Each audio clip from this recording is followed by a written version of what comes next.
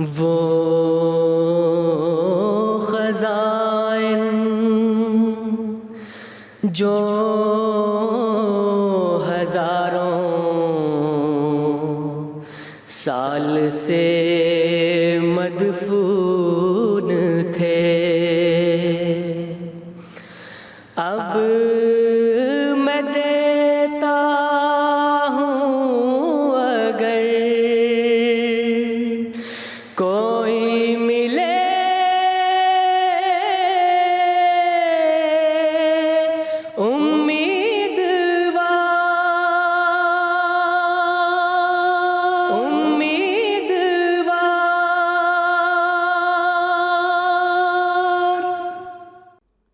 اعوذ باللہ من الشیطان الرجیم، بسم اللہ الرحمن الرحیم۔ وحی اور الہام کے بارے میں سیدنا حضرت مسیح موعود علیہ الصلاۃ والسلام فرماتے ہیں، عجائبات عالم باطن در باطن سے عقل ایسی حیران ہے کہ کچھ دم نہیں مار سکتی کہ یہ کیا بھید ہے۔ روحوں کی پیدائش پر انسان کیوں تعجب کرے؟ اسی دنیا میں صاحب کشف پر ایسے ایسے اسرار ظاہر ہوتے ہیں کہ ان کی کنہ کو سمجھنے میں بکلی عقل عاجز رہ جاتی ہے۔ بعض اوقات صاحب کشف صدہا کوسوں کے فاصلہ سے باوجود حائل ہونے بے شمار حجابوں کے ایک چیز کو صاف صاف دیکھ لیتا ہے، بلکہ بعض اوقات عین بیداری میں بإذنہ تعالی اس کی آواز بھی سن لیتا ہے۔ اور اس سے زیادہ تر تعجب کی یہ بات ہے کہ بعض اوقات وہ شخص بھی اس کی آواز سن لیتا ہے جس کی صورت اس پر منکشف ہوئی ہے۔ بعض اوقات صاحب کشف اپنے عالم کشف میں جو بیداری سے نہایت مشابہ ہے، ارواح گزشتہ سے ملاقات کرتا ہے، اور عام طور پر ملاقات ہر ایک نیک بخت روح یا بدبخت روح کے کشف قبور کے طور پر ہو سکتی ہے۔ چنانچہ خود اس میں مؤلف رسالہ ھذا صاحب تجربہ ہے، اور یہ امر ہندوؤں کے مسئلہ تناسخ کی بیخکنی کرنے والا ہے۔ اور سب سے تعجب کا یہ مقام ہے کہ بعض اوقات صاحب کشف اپنی توجہ اور قوت تاثیر سے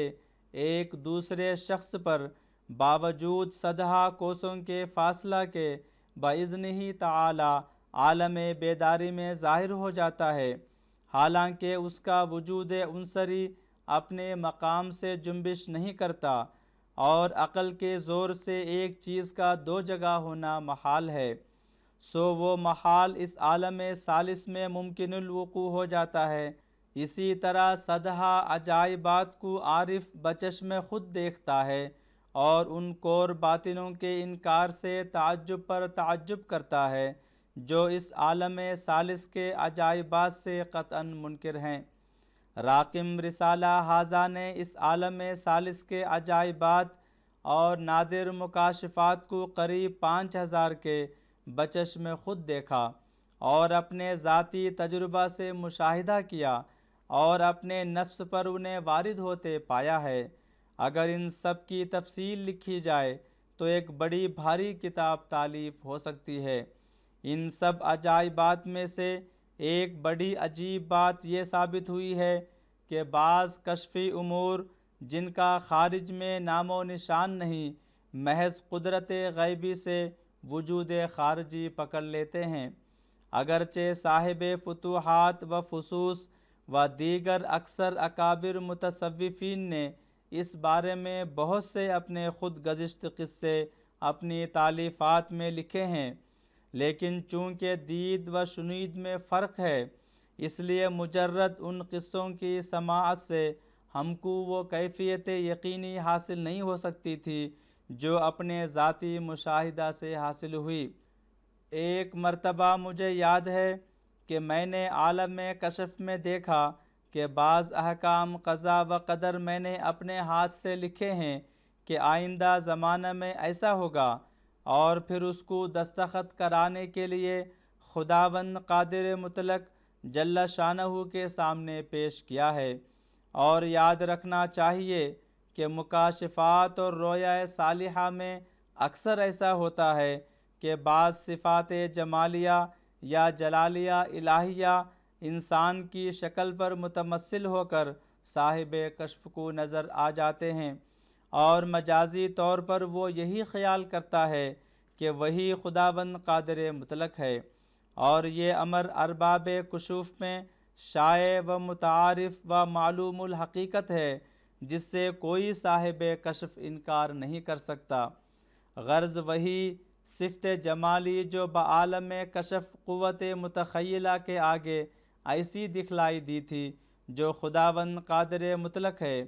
اس ذات بے چوں و بے چگون کے آگے وہ کتاب قضا و قدر پیش کی گئی، اور اس نے جو ایک حاکم کی شکل پر متمثل تھا، اپنے قلم کو سرخی کی دوات میں ڈبو کر اول اس سرخی کو اس عاجز کی طرف چھڑکا، اور بقیہ سرخی کا قلم کے منہ میں رہ گیا، اس سے اس کتاب پر دستخط کر دیے، اور ساتھ ہی وہ حالت کشفیہ دور ہو گئی، اور آنکھ کھول کر جب خارج میں دیکھا تو کئی قطرات سرخی کے تازہ بتازہ کپڑوں پر پڑے۔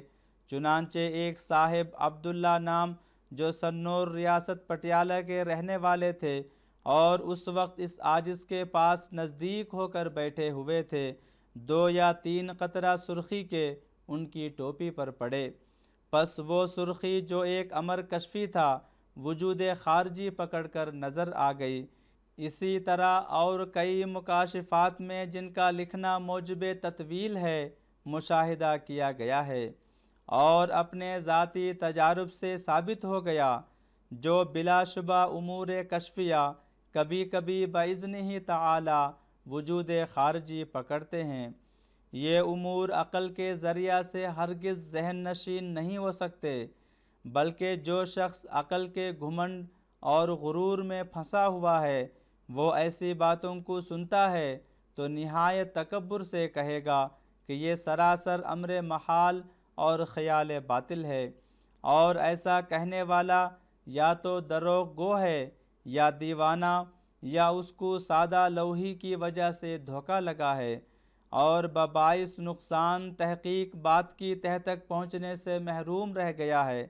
لیکن افسوس تو یہ ہے کہ ان عقل مندوں کو کبھی یہ خیال نہیں آتا کہ وہ امور جن کی صداقت پر ہزارہا عارف اور راست باز اپنے ذاتی تجارب سے شہادتیں دے گئے ہیں اور اب بھی دیتے ہیں، اور صحبت گزیم پر ثابت کر دینے کے لیے بفضلہ تعالی اپنی ذمہ داری لیتے ہیں، کیا وہ ایسے خفیف امور ہیں جو صرف منکرانہ زبان ہلانے سے باطل ہو سکتے ہیں؟ اور حق بات تو یہ ہے کہ عالم کشف کے عجائبات تو ایک طرف رہے، جو عالم عقل ہے، یعنی جس عالم تک عقل کی رسائی ہونا ممکن ہے، اس عالم کا بھی ابھی تک عقل نے تصفیہ نہیں کیا، اور لاکھوں اسرار الہی پردہ غیب میں دبے پڑے ہیں، جن کی عقل مندوں کو ہوا تک نہیں پہنچی۔ سرمہ چشم آریہ، روحانی خزائن جلد 2، صفحہ نمبر 180 اور 181۔ آپ علیہ السلام ایک اور مقام پر فرماتے ہیں، الہام ایک القائے غیبی ہے جس کا حصول کسی طرح کی سوچ اور تردد اور تفکر اور تدبر پر موقوف نہیں ہوتا، اور ایک واضح اور منکشف احساس سے کہ جیسے سامع کو متکلم سے، یا مضروب کو ضارب سے، یا ملموس کو لامس سے محسوس ہوتا ہے، اور اس سے نفس کو مثل حرکات فکریہ کے کوئی علم روحانی نہیں پہنچتا، بلکہ جیسے عاشق اپنے معشوق کی رویت سے بلا تکلف انشراح اور انبساط پاتا ہے، ویسا ہی روح کو الہام سے ایک ازلی اور قدیمی رابطہ ہے کہ جس سے روح لذت اٹھاتا ہے۔ غرض یہ ایک من جانب اللہ اعلام لذیذ ہے کہ جس کو نفس فی الروح اور وحی بھی کہتے ہیں۔ پرانی تحریریں، روحانی خزائن جلد 2، صفحہ نمبر 20۔ اللہ تعالی ہم سب کو ان ہدایات پر عمل کرنے کی توفیق عطا فرمائے۔ وآخر دعوانا ان الحمد للہ رب العالمین۔